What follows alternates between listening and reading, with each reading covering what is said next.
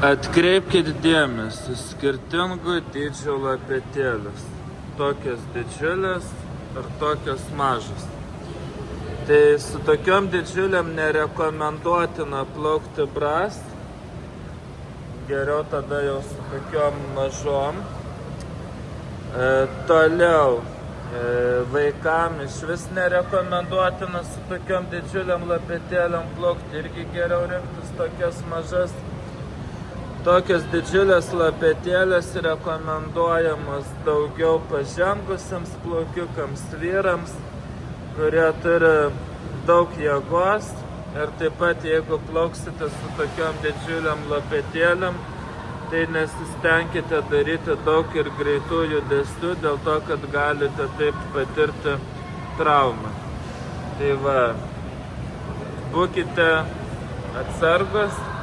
Ir žinokite, kokią pasirinkti plaukimo inventorių prieš plaukimą.